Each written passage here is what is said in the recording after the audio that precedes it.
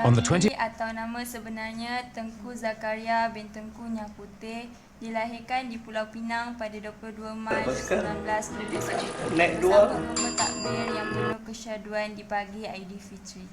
Ayahnya adalah perantau dan ahli pelayaran dari Pekan Loko Semawe di Aceh, Indonesia. Manakala Namga tak ada apa, dia turun, dia stand lagi. Cukup 3 kali stand cukup. Arwah miahan.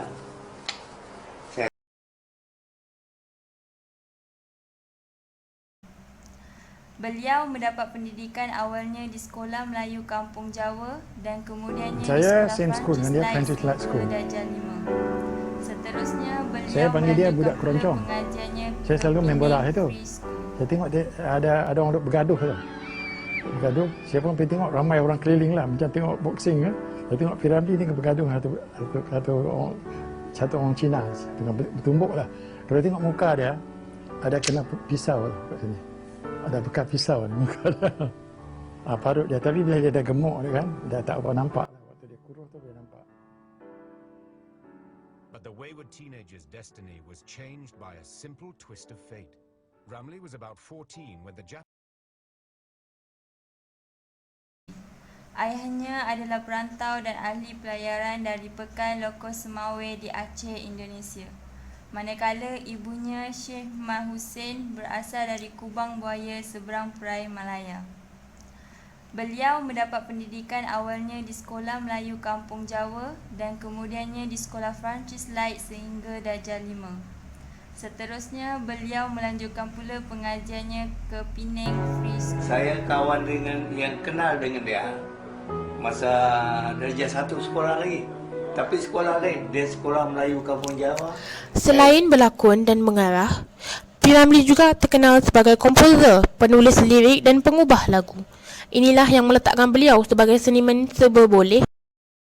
Kisah seram dan misteri juga pernah dicuit oleh Piramli dan ia tidak lain dari Sumpah Orang Minyak dan Si Tora Harimau Jadian.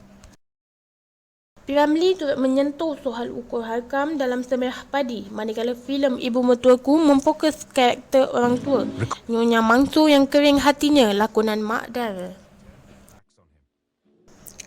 Seperti yang dinyatakan, instrumen adalah piano. Selain Azizah, karya yang mula-mula dihasilkannya ialah Mi Jawa, Joget Malaya dan Di Padang Kota. Mahligai bahagiamu telah kuruntuhkan. Dara bukan gadis lagi. Rusaklah anak punya program. Penyulap harta negara. Ia bekalkan pusaka lebih berharga, bermaruah bagi bangsanya. Because to me, Piramli is only my father. Tapi he belongs to everybody. Itu saja saya punya pegangan. Selain berlakon dan mengarah, Piramli juga terkenal sebagai komposer, penulis lirik dan pengubah lagu. Inilah yang meletakkan beliau sebagai seniman serba boleh yang suka ditandingi artis lain. Dalam penciptaan lagu, tema filem lucu pula memanglah banyak dan masih boleh membuatkan penonton hari ini ketawa. Ini termasuklah Bujang Lapuk, Pendekar Bujang Lapuk, Labu-Labi, Madu Tiga, Masam-Masam Manis, Doremi, Tiga Abdul dan Anak Bapa. Wahai Ali Baba kaca.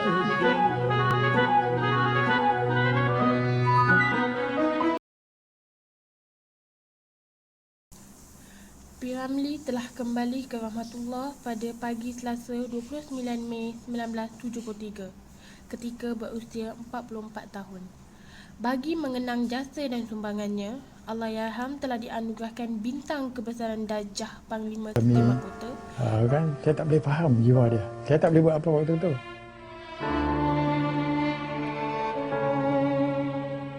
his sudden death Oleh Sri Paduka Baginda Yang di-Pertua Agong pada tahun 1990 yang membawa gelaran Tan Sri. Kalau dia masih hidup, dia dapat Tan Sri ni, saya banggalah, saya kata. Tapi sekarang saya tak rasa apalah. Cuma saya rasa sedih. Sesudahnya dia pergi, baru diagung-agungkan. Masa dia hidup, tak ada orang pedulikan dia. It's sad, but it's true. You want to be loved, you want to be famous, you have to die first. Revered as the greatest Ya, Putu Mayang, Kacang Putih, Cina jual sayur. Saya tanya, kenapa lu nangis sampai ini macam? Ini orang banyak baiklah, dia banyak tolong saya. Kenapa dia mati, kenapa Tuhan Allah ambil sama dia? Within hours, glowing tributes start to swamp the media. Tidak ada di Asia dan saya rasa tidak ada di dunia pun yang saya kenal dalam dunia perfilman. Tidak ada tokoh seperti P. Ramlee ini. But unwanted and unloved by his own people in the years up to his death, guilt begins to prick a nation's collective conscience. Wah, inilah dia gambar yang dia nak sunting.